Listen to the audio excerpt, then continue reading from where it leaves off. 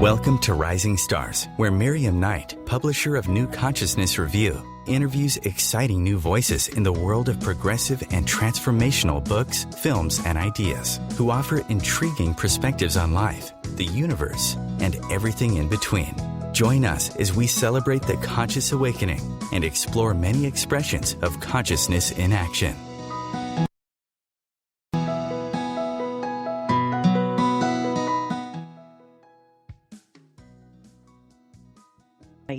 And our guest today is Jennifer McLean.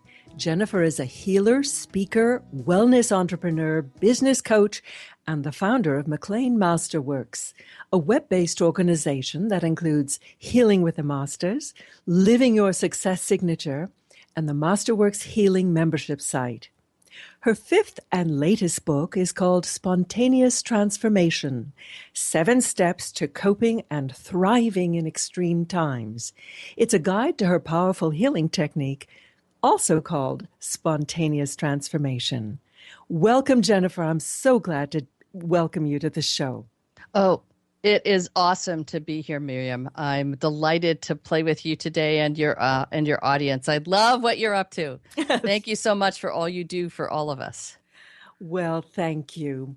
You know, you seem to combine the coaching skills and business acumen of someone who has been around the block a few times. I am really old.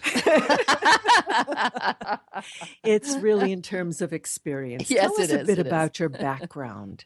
I have a very diverse background with a lot of right angles in my career and life. My childhood was very, very challenging. I came from alcoholism. There's a lot of sexual abuse, and it was quite extreme. And I think that was the start of my journey of discovery, trying to figure out how to recover from that. And I started really young at that. And I went into corporate America, teeming with enthusiasm for what's there. And I did quite well there. And yet it was very, very tough. It was very tough on me. And I found that whole world challenging. And so at one point in time, I had a big challenge with my jaw, TMJ. And I was about to get surgery, and I found a healer. It was actually an orthodontist and his wife, who was a healer. She did craniosacral therapy. He did applied kinesiology. Super woo-woo stuff back then. And I tried it, and it worked, and I was kind of cured, and I was blown away. So I immediately, when something works for me, I investigate. So I immediately enrolled to become a craniosacral therapist. And then I trained for years as a craniosacral therapist, a polarity therapist, and all the while working at corporate America, and I almost became a midwife. And then I had a chance to jump into the tech industry in 1995. The corporation I was working for partnered with another corporation to converge and create the first Canadian portal called Canoe. And subsequently, we launched Yahoo Canada in 95. And then I was in tech, and I discovered this whole new world of marketing.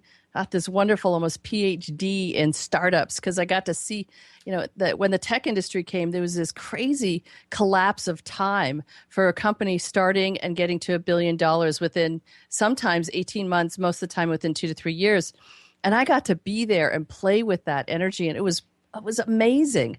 Then eventually in 2006, I was burnt out from all of that. We'd been in a boom and a bust and a mini boom and a mini bust, and I was so done. So I decided to turn to my healing roots again. And I was going to be a healer. I used the system of marketing I created in corporate America called credibility branding.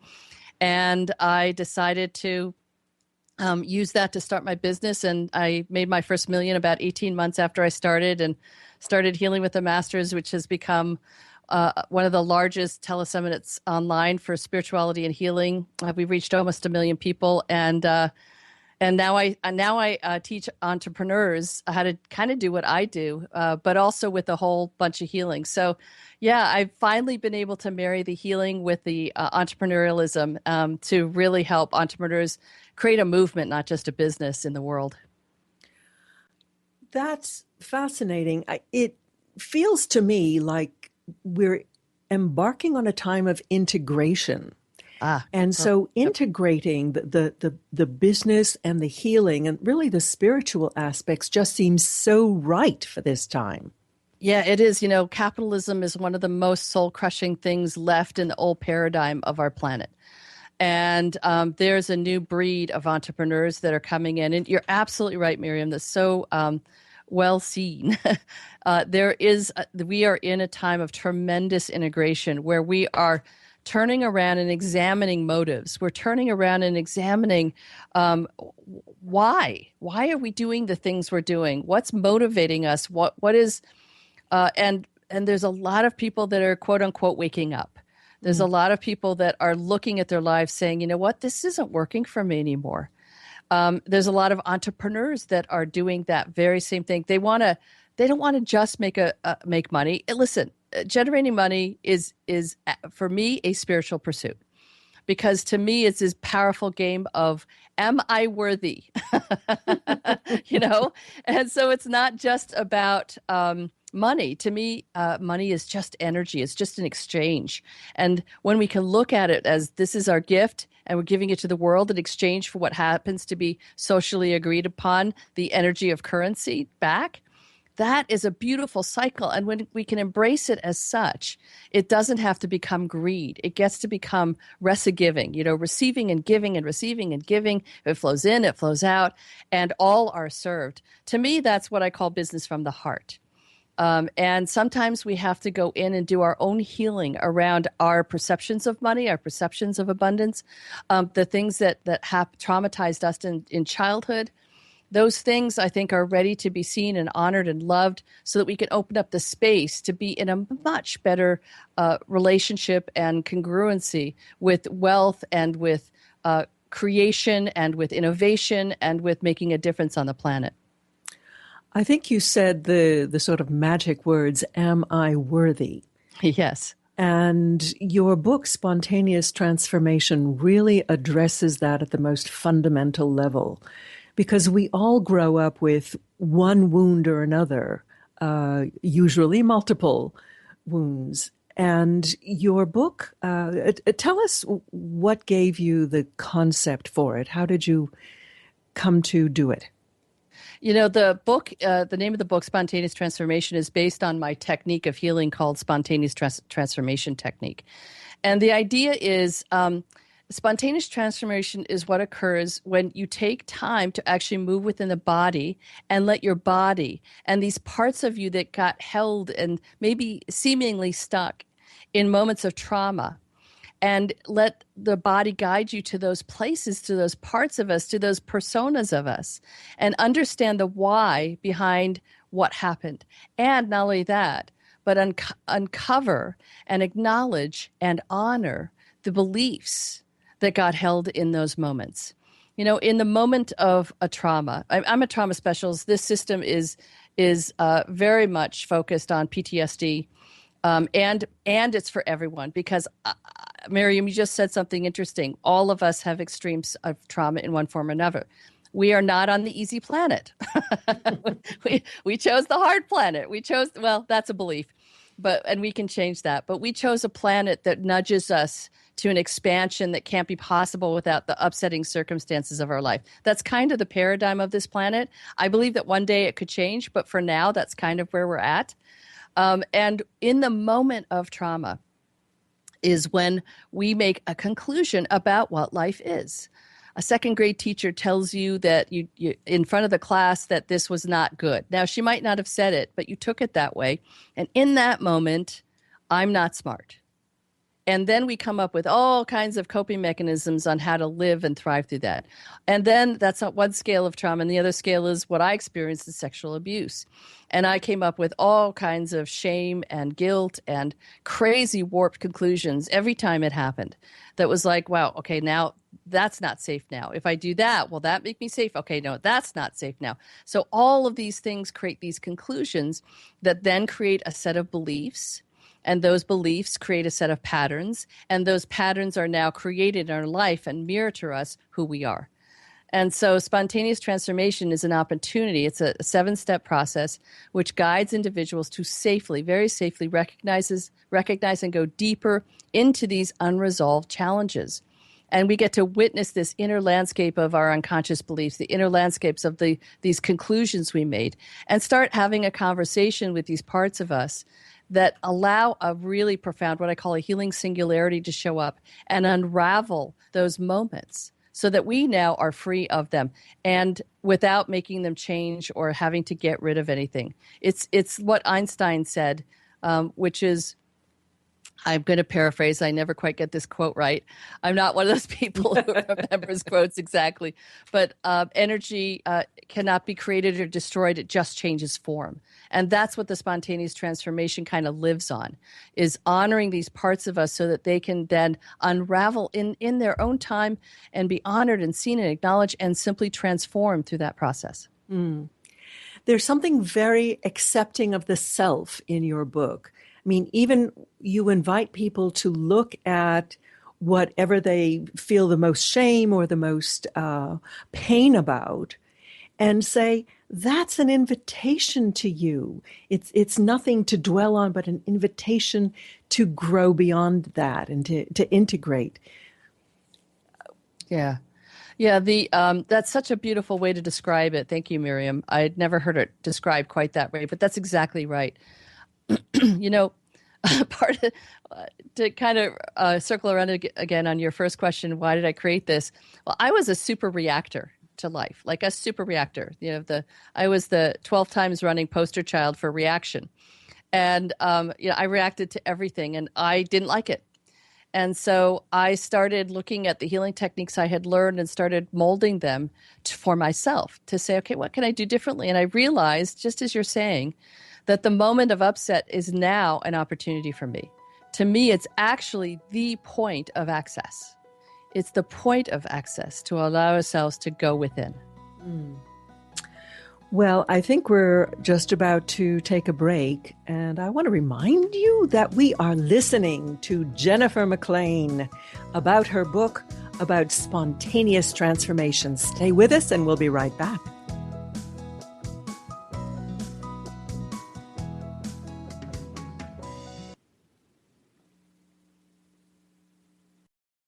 Free your mind. Expand your soul. OMTimes Radio. IOM FM.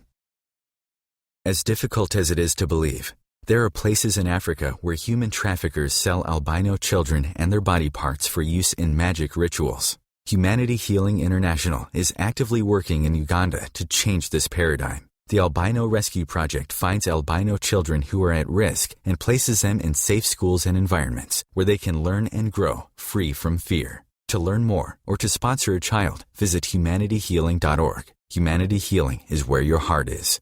Matt Connerton here. Join Jen Coffey and I twice a week for Matt Connerton Unleashed, a political talk show that's a little different than what you're used to. No liberal or conservative agenda here, just an honest dialogue about truth and how things really work in the world of politics. Matt Connerton Unleashed, every Tuesday and Thursday night at 11 p.m. Eastern on OMTimes Radio. This is Terry Van Horn, and I want to invite you to join me for my weekly radio show, Healing Light, on OMTimes Radio, every Wednesday at 6 p.m. Eastern Standard Time. On Healing Light, we want to bring love, light, and blessings into your world. You can find out more about us at www.healinglightonline.com. Blessings. Being a radio host on IOM FM allows you to build your show on a rich platform with the power of the internet to fulfill your outreach goals and connect with a very specialized and global online audience, unlimited by time and distance. OMTimes Radio will provide you with web relevance, a recognizable conscious brand, and with the standard of excellence that has accompanied every single OMTimes endeavor. Host your show with OMTimes Radio Network, bringing a more conscious lifestyle to your world. OMTimes Radio.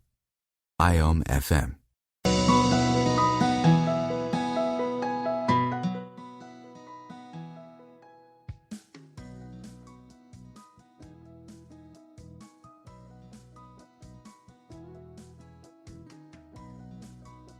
Jennifer, what website can people go to find out more about your services? Spontaneoustransformation.com. We actually have something really special there where people can experience the healing technique directly. There's some videos and audios. My movie is there. So it's a really cool little site. Do you ever sleep?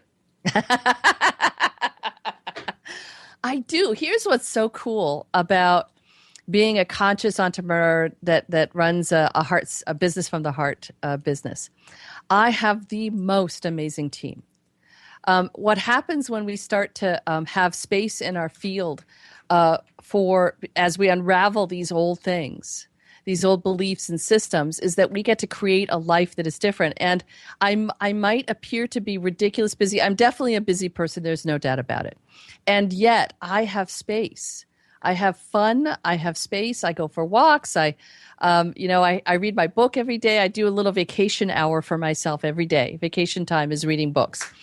So I do those things, and I do have an amazing team that I believe I've attracted. And it took me a while to get them, but not that long. And they are just the most incredible support. And they get filled up, I get filled up, and then we get to fill up the planet. It's really fun. Well, it's delightful to hear the vibrancy and enthusiasm in your voice. So clearly, you have found the secret of doing what you love and loving what you do. And you really make a point of imparting it to others. So let's get back to this notion of spontaneous transformation. You speak of it as a technique. How is this technique different from other healing modalities? There's first of all, it's quick. It does create a quickening, and it is something that it's more in a line with what I would call self-healing, because while I guide lots of people through it, there is a definite signature to what I call the healing singularity, the still point. Everyone can do it, and really, they're doing it for themselves. Even when I'm guiding a session, they are doing it all themselves. And there's something about that makes it different. There's something about that creates what I call it sticks better because the mind gets to come along too. A lot of my work in spontaneous transformation, I have a very cognitive conversation with our minds. Oftentimes the minds are a big piece of the problem, but they aren't the problem. It's just our perception of what our minds are, what our heart is, where guidance comes from that gets confused through trauma. And so this process is singularly unique in that it takes the mind on a journey that allows the mind to relax and let the heart take over. And it's something that deals with trauma without revisiting trauma. The technique definitely allows you to have a much more detached relationship with what happened to you. And there's this beautiful honoring that creates the energy, but everyone does it for themselves. And I think that's part of what's different about it. And it's also fast, within 5, 10, 15 minutes, that's the length of a session. And it can be over in a blink and you're changed, you're transformed. Whatever was bothering you a moment ago is done. So I think it's kind of unique from a lot of what's out there. I'm very proud of it. Well, being married to a hypnotherapist, I resonated a lot with the techniques that really share the visualization, the guided visualization of hypnosis. But you marry it to something very deep and somatic. And it's really interesting. You mentioned in the first part how we do hold our traumas in our physical body. So this is kind of bridging from the physical body out into the spiritual body. And it's really impressive that it's so quick. I see that you have separate chapters on using it for sexual abuse, using it for recovering from illness. How is this one technique applicable to all of these conditions? Yeah, it has to do with the fact, first of all, that's such a great analogy of it is very somatic system, and it's the somato-emotional release technique is something that I was very much drawn to in the early stages of my cranial work. And this is kind of a version. It takes from many different systems, and there's about 3 pieces of it that are distinctly my modality, but it also borrows a little bit from other ones. It's interesting you talk about hypnosis too. I am not familiar with hypnosis at all. I tried it once when I was 20, and they couldn't hypnotize me at all, so I just didn't even bother with it. So I know nothing about it, and that's kind of cool that there is some overlap there too. There's nothing new on the planet. We just all get to find our own version of it. But I think the reason why it can work on so many different things is because it gets to the core really, really fast. And the body is where that core energy, the core beliefs are held. It's held in the body. So in the moment of trauma, I see it sometimes as these little walnuts. This is the visual I've been given, that the trauma occurs, the kind of warped conclusion of I'm not safe, it's not good enough, whatever it is, gets held in a body part. And as it's held, it realizes that if it still is an active thought and kind of runs the consciousness, that we wouldn't survive. So there's this natural energetic process of almost putting a walnut shell around it. And then in the core of that is actually the core issue, the core belief. And underneath it is actually what's true about you, what got hidden around that core belief and then protected from you by that acorn. So everything that happens in life, illness, I believe, comes from emotional upset in trauma.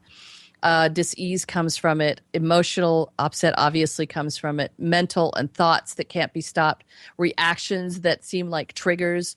Most of it comes from a core belief. And so no matter what's going on in your life, whether it's upset with money or relationship or health, the spontaneous transformation can address it because it goes right to the heart of the matter, literally and figuratively.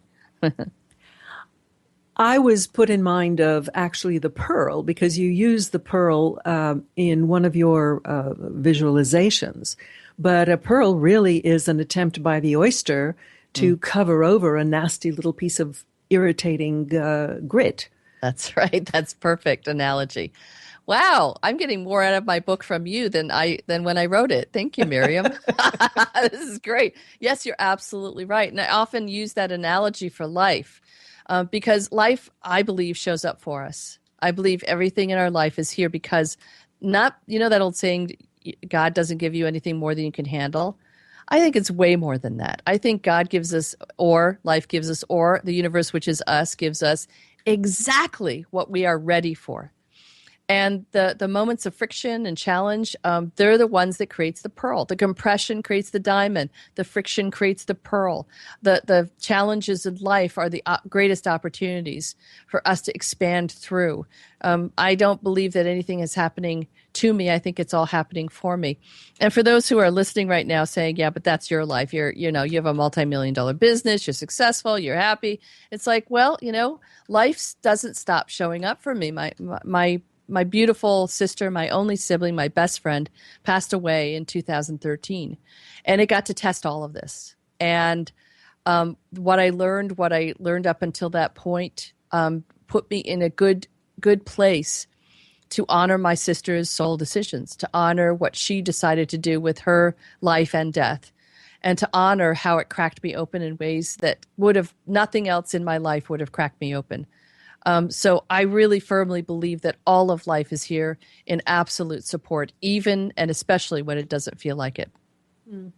You mentioned that maybe there was an alternative universe where people don't suffer, but since we live in this one, do you think that there is a quickening or an intensification of suffering today, or possibly just a recognition of the alternatives to suffering and that we do have a choice? Yeah, I mean, based on that theory, everything that is showing up is here for me. I believe that's also true for humanity. And I believe that there might be a quickening. Yes. Is there a quickening happening? No doubt. No doubt about it. You can't look around and not know it and not feel it. Everyone feels it. There is something happening here. And I believe it's happening for us. Now, it's really hard for us to completely understand that. So this takes a little faith and trust. And it may not be true, but it makes me feel better. But nonetheless, what makes you feel better? Honestly, that's really, truly it. What makes you feel better? Do that. Really, that this is the nuts and bolts of Abraham's work. Just what makes you feel good, do that. Now, is there a quickening happening? I think so, and I think that all of it is part and parcel of a urgent request to wake up. That we are ready to wake up, and wake up doesn't mean ascension or anything like that. I don't think so. I think waking up is simply an act of bringing consciousness to who you are, noticing and becoming aware of your patterns, your beliefs, honoring those parts of you that had a really good reason for those patterns and beliefs, and then allowing yourself to unravel it, to be loved into an unraveling, and then having space to notice more, to see every single day I learn something new about myself. Every day. Without exception, I learn something new about myself. I learn something new by how I react to what happened in the world, to what's happening in Syria and Iraq, to what's happening with some of the earthquakes that have recently happening. My reaction is another moment of healing, and oftentimes I now use that to stand in the gap for all of humanity and take it on and say, I am willing to stand in the gap for all of humanity to maybe make this small drip of change, and each drip every day becomes an ocean that can maybe waken all of us. Nicely put. I was going to leap in and point out that part of waking up really is acknowledging the impact of our choices on the greater whole. Indeed. Yeah, I in my first book, The Big Book of You, I have a story about watching a cyclist and witnessing them fall over as I was driving by, and it was such a violent moment. I pulled over and looked at violence, and what I was shown is the violence in me creates the violence in the world. And I was shown it as these strings with these dots on it. Every violent thought I had was a string with a dot on it that went into the place where violence is attracted and showed up as a pixelated image. Wow. Well, we'll come back to that after the break. We're speaking with Jennifer Mclain about spontaneous transformation. You won't want to miss the rest. Stay with us. We'll be right back.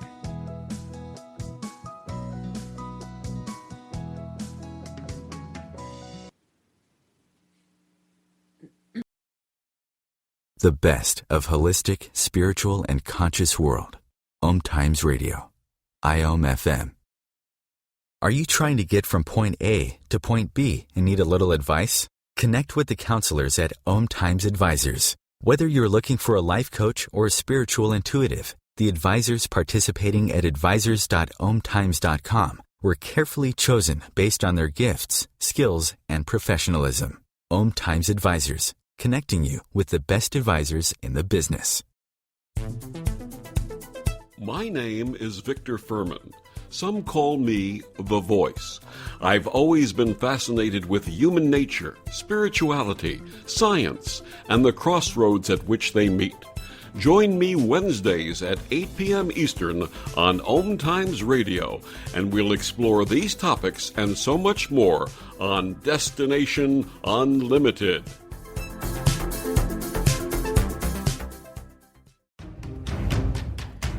Want to be a better communicator? Do you want to better connect with the important people in your life? Do you want to enrich your relationships? If so, join me, Matthew Cooper, on the Positive Control System Show every Wednesday evening at 11 o'clock p.m. Eastern Standard Time on OMTimes Radio. I'll meet you there. Host your show on IOM FM, the radio network of OMTimes Media, one of the more recognized brand names in the conscious community, and is backed by the extensive marketing reach of OMTimes. Hosting a show on IOM FM immediately connects you with our extensive dedicated community. Your conscious connection to a more mindful world. OMTimes Radio. IOM FM.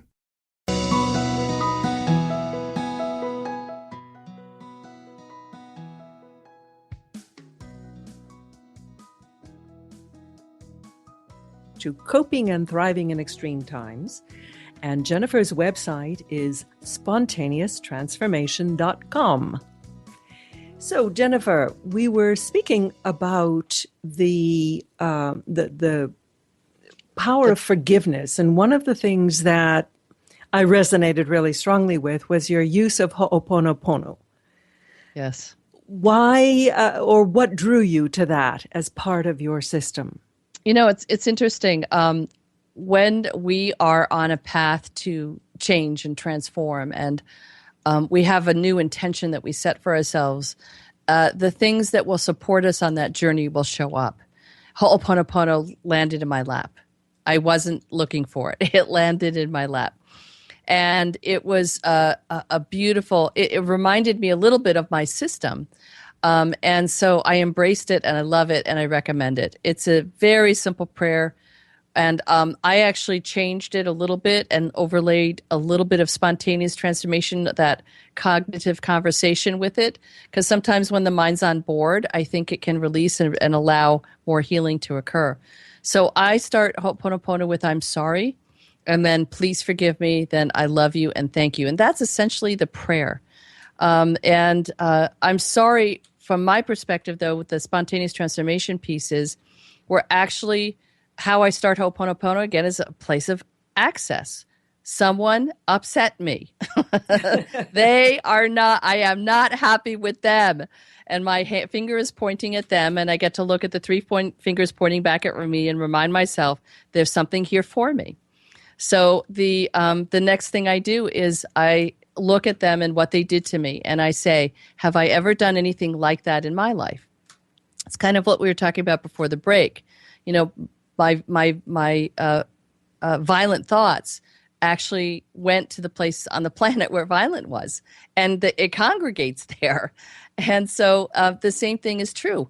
There's something within us that we've done that we haven't forgiven ourselves for. And someone shows up and does it to us to remind us that there's a part of us that we're ready to forgive. Now, there are some people that did things that are unforgivable, and I get that. And yet there are parts even of that story that is within us that we may have done just through thought. I mean, if you've ever had a violent thought about someone, that's not, it's obviously different than doing it, but it is very powerful. But you really forgive them for you, not for them. That's right. So the first I'm sorry is you think about what they did. You then look at yourself and say, have I ever done that through thought, word, or deed? And 99.9% of the time, it's like, yeah, I've done something like that through thought, word, or deed. And then that's where you start Ho'oponopono, which is, I'm so sorry for what happened to you. You say that to yourself with tremendous empathy. I'm so sorry for what happened to you that created coping mechanisms that were similar to what this person did to you. I'm so sorry for what happened to you. And from there, it's you then go into, please forgive me, to those who I've hurt through thought, word, or deed, by expressing this coping mechanism in a way that hurt others. Please forgive me. And then it goes back and forth. I go, I'm sorry for what happened. Please forgive me. I'm sorry for what happened. Please forgive me. I often include, please forgive me for forgetting that I am innocent. Forgive me forgetting that I am love. And then back and forth, back and forth. And that usually leads to the next part of the prayer, which is I love you. At that point, we can then love ourselves. And sometimes we can even love the person. Not always. By the time you get to thank you, you can thank them for showing up to provide this moment of healing for you. That's the gratitude. You can thank yourself for being who you are, to be willing to take a moment out of your life and change your mind, change your being, change your thought, and forgive yourself and heal, which in turn changes the planet, as you mentioned earlier, Miriam. So it's a very, very powerful prayer. I use it every single solitary day. It is part of my daily practice. I do it every morning before I wake up. I do it as I'm waking up, and every night before I go to bed. I do about 10 to 15 minutes of Ho'oponopono just to start and finish my day. I like that your interpretation takes it out of the realm of sainthood and into a very human context. Yes, it does. I am so far from a saint. That's laughable. But yes. Everyone here, without exception, Oprah, even John of God, all of us are here on a journey of the opening of the soul. All of us are on this planet to expand our soul, and in the process, bring along some friends and family, maybe. And not by changing them, by the way, but by changing ourselves and then being able to see them as they are. A powerful healer that I know, Mary A. Hall, has this wonderful process where she grants everyone the dignity of their experience. And we can grant ourselves the dignity of our experience. We can grant others. So even if it looks like they're doing it wrong, we have no idea what's really going on for them. So allowing them the dignity of their experience, even the leaders that look like they're misbehaving. I mean, it creates a whole different paradigm. One of the things that your book does is it lifts people into a very positive space. And you mentioned Mary Hall, and you mentioned her in your book that she came up with this formulation. What would it be like if such and such were the case? It's an invitation to imagine a wonderful outcome for yourself and just to go into it. Expand on that, because that is so powerful. It's very much what all of the New Age gurus are saying in terms of the law of attraction. Yes. That you really must do it from a positive affirmation space rather than what you don't want. Yeah. And, what we want, Mary's is the most amazing abundance coach. And she showed me this, wouldn't it be nice if, and it's this powerful play. It's a place of play that allows you to suspend belief about what's the evidence of your life is showing you that it's not good. It sucks, right? So it allows you to actually move into a new energy. And what's interesting is that what we want is actually giving, when we explore it, gives us the actual emotions that is required to get what we want. Okay, so I want a BMW. Well, what would that feel like to have a BMW? Feel that. Now describe it. Describe it in words, what it would feel like. Now describe that in words with you. That this is the end part of the spontaneous transformation technique too. Describe that in words. When you describe it to this fine-tuned hum of surging energy through your being, that's actually the energy that is required. It is actually love. And yet the word love doesn't apply in many ways because the mind has its own association with it. So get yourself to the feeling. And wouldn't it be nice is a great way to play with it. Wouldn't it be nice if over the next 3 weeks I had space? That would be nice if in a year from now I was in this space of blah, blah, and then feel it. What would that be like? And what would that be like? And that's the energy that creates it now. Mm-hmm. That's actually the energy that creates it now. And that's what they were all talking about with the law of attraction. Mm-hmm. Yeah. The law of attraction got a bit of a bad press because it seemed to be associated with, yes, I want a BMW in my garage. Yeah. But it really is for getting into a space of being the best you can be. Yes, absolutely.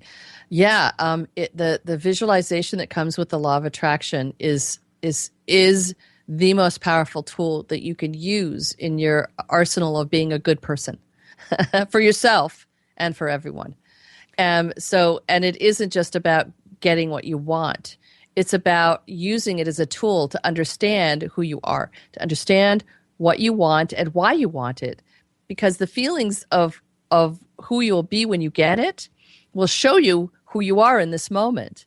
And it also allows you to make changes.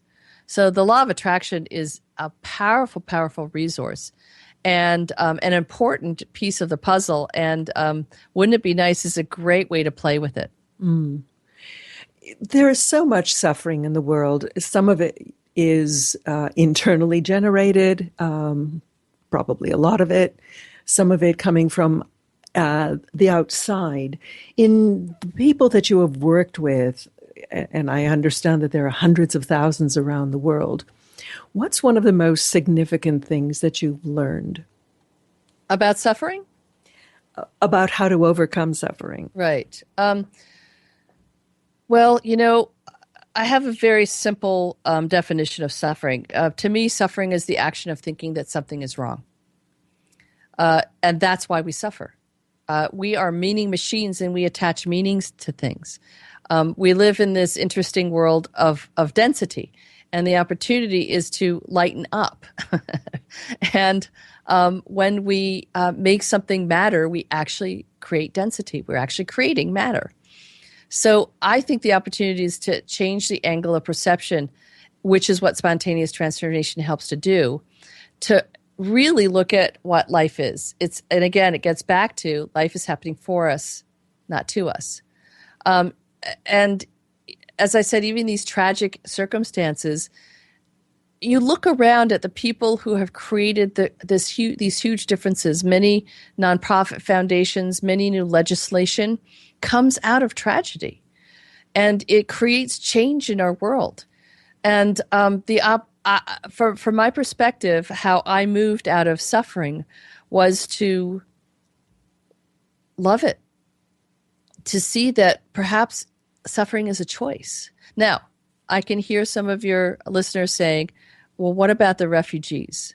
What about the Holocaust? I get those kind of questions. And it's like, I am not saying that wasn't awful and horrible, and I wish it never happened. I wish my sister had never passed away. I'm not saying these things aren't tragic. I'm not saying that at all. But I am saying that there's an opportunity to leverage them, to use them as a point of access to make change within ourselves and on the planet. And suffering then becomes something different. It becomes motivation. I was recently in a class where there's this brilliant professor who teaches at MBA at UCI here in California. And he was sharing his analysis of a Martin Luther King talk, I Have a Dream. And it actually went through what he called from the sacred to the evil. And, the evil is actually, not true evil, but it could be. But what he was saying is that evil is actually a motivator. And it motivated Martin Luther King. And those people who are get a fire under them to make change, they are motivated by the quote unquote suffering of the world. And suffering is a powerful motivator of change. And again, what if, just play with this notion right now. What if there's nothing going wrong? What if all of life is here for me? Just play with that. What if that's true? And what if all the craziness in the world is really behind all this feeling that we need to change it? That's right. Yeah. Well, my goodness, this is going fast. We're speaking with Jennifer McLean. Stay with us. We'll be back after this break.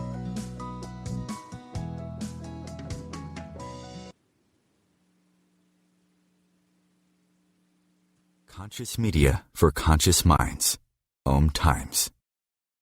The number one reason girls drop out of school in sub-Saharan Africa is lack of access to feminine hygiene products. The Pads for Schoolgirls Project, an outreach of Humanity Healing International, is changing this paradigm by setting up sewing programs at schools, teaching girls a vocational skill, while producing the reusable pads that help keep them attending classes. The girls pay it forward by making and giving pad kits to other girls in need. To learn more, visit humanityhealing.org. Humanity Healing is where your heart is. Hi, this is Angela Levesque, host of Entanglement Radio. Join me Wednesdays at 12 p.m. Eastern for inspiring conversations with visionaries in spiritual science and conscious healing. Entanglement Radio, Wednesdays at 12 p.m. Eastern. Transcendent talk for the conscious mind.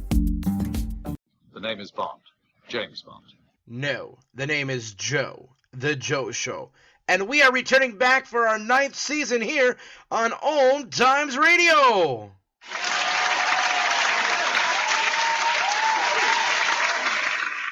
So tune in every Wednesday night, 9 p.m. Eastern, 6 p.m. Pacific, on OMTimes.com/mobile. You can take us wherever you go. Yeah!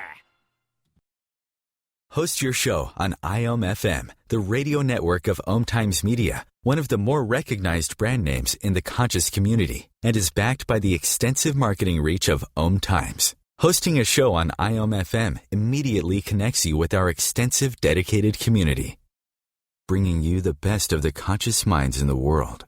OMTimes Radio, your conscious lifestyle on steroids.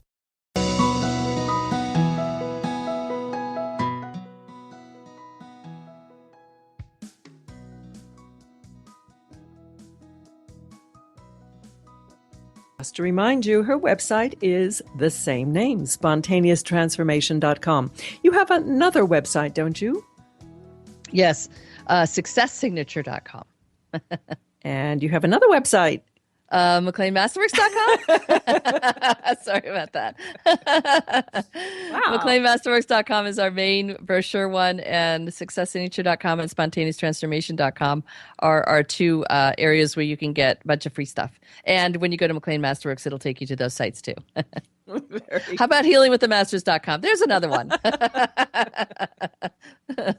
That's actually a wonderful service that you offer. Tell people about what healingwiththemasters.com if they've been living under a rock and haven't heard about it.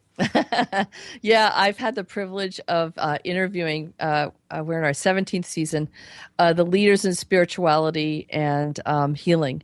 And it started in 2008, and every Tuesday and Thursday for many years, we've been playing with healing and transforming lives. We've reached almost 1 million peeps by now, and we're still going.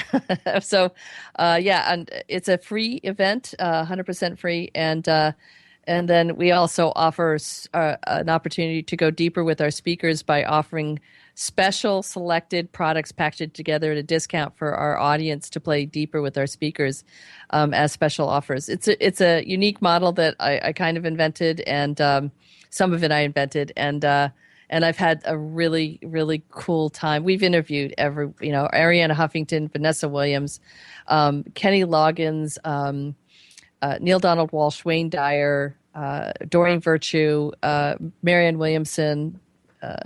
And you could go on all day. I could go on all day. Yeah, you probably interviewed all those peeps too. So you have this business coaching practice as well. I'm wondering, what drives someone from the business world to want to connect with you? Is there some kind of an internal mechanism going on there? Oh, that's such a good question. Yeah, they're in business, and it's not either not as successful as they would hoped. They're in business, and they're overwhelmed and stressed out. They're in business, and it's changed. The business has changed, and it's just not what it used to be, and they're wondering what the heck to do next. As I said, when I got that PhD, I didn't actually get a PhD, that's what I call it, but I got this amazing vision into startups. And I got to see what happens, the signs of a commoditized market, and what changes to make in a business to change it. And I think the other thing that happens is that we can lose track in the process of creating a business. We can lose track rather quickly of whether we still like it or enjoy it. It kind of becomes a have to, right? And I really help businesses go much deeper into what I call their success signature, into this unique human potential, and rediscover the play of life and business. And that is actually the secret sauce, the formula to generating tremendous income while making a difference and having fun while you're doing it. Now, business isn't always all fun, and neither is life. It's all the same. Life shows up for us, nudging us into an expansion that can't be possible without the upsetting circumstances sometimes that show up. And yet, in this program and in my healing program, I show people how to cope and thrive in extreme times. Like the book title says, I show them these strategies to use. And in a business, I also give them proven, my credibility branding system of marketing and business is part of the system along with the healing. So it does both. And it creates, it creates another quickening. It creates a quickening in business that allows entrepreneurs to actually bring themselves and their heart back into their business. So many people are really feeling a drought in their lives, a drought of meaning. And they are searching for ways to either take themselves out of their current situation or to transform their business into something that I guess gives back is the term I would use. Yeah. Are you finding that as well? Absolutely. And it's part of what we talked about earlier, though. There's something happening on the planet. We are being asked to wake up, and business has been the most soul-crushing piece of the puzzle for hundreds of years. thousands of years. And we are reframing it now. And part of that reframing comes from us not being happy with where we're at. That's where the most action takes place. Not being happy where we're at, but also feeling an expanded sense of connection with the world and a sense of responsibility. I think that's what's happening with this ferment in American politics at the moment. No question. Well, we are being very, very specifically 2x4-like asked to look, to stop the head in the sand, to stop the suppression and repression, to stop the feelings of suffering, to stop all of it and redefine what it is. You know, it's so interesting, Miriam. I know beyond a shadow of a doubt that there are solutions to every problem on this planet. Every problem within ourselves and in with the world comes with a set of resources and solutions. So I believe that there will be, when we finally wake up, and it's happening, it is happening, when we wake up as humanity and say and stop and say, I actually have the power to change this, which everyone does without exception. When we do that, all of a sudden there's going to be inventions for the plastic in the ocean. There's going to be inventions for pollution. There's going to be inventions for changing the temperature. We invented the most amazing things right now. That same mindset in this new capacity, what I call creating a movement instead of just a business, will create a series of businesses that will change all of it. I am absolutely certain of this. There are already inventions for many of these things. I saw a wonderful invention that actually takes plastic waste and converts it to usable fuel. Right. And I saw a 17-year-old science project that cleans the ocean. So yeah, it's like, and I think the millennials will be a big piece of this because they're in on making a difference, and they don't believe the hyperbole. They don't believe the hyperbole. They are like, they have their own minds on this. And I believe that is what's needed to make a change. You know, right now we are in a time with the millennials that was very similar vibrationally and astrologically to what happened in the Summer of Love, 1969. And it has a different turn though. It's not the turn is it's a different chakra. It's a chakra less about sex and more about rock and roll, and more about who am I? More about taking personal responsibility, and it has a little bit.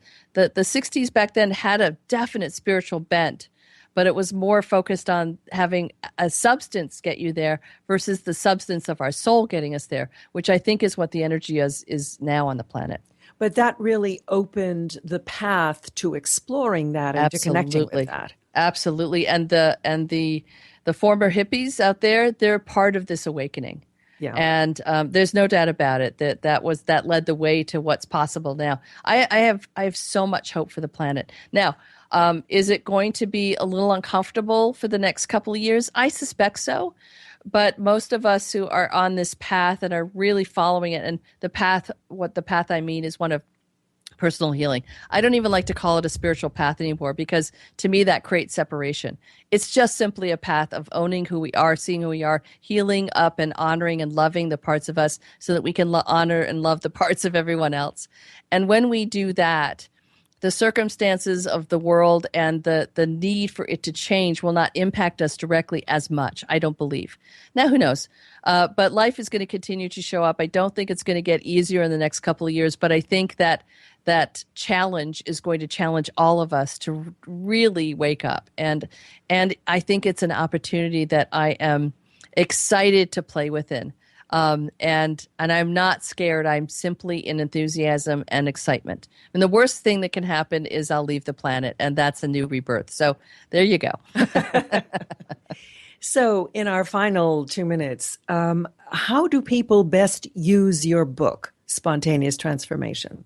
Well, it's interesting. That's a great question because the book itself is actually energized. I spent a long times, many hours praying and pushing healing energy to the book. So as soon as they get it, as soon as they touch it, the healing starts. And it's also for those people in your life who aren't necessarily as attracted to this kind of work. There's actually something about the energy of this work that I'm finding, people are telling me this, that it's actually allowing a measure of safety to play with it. And they're kind of sneaking the book behind them. So it also teaches you how to do this technique. And as you read it, do the technique along with what you're reading. Do it for yourself.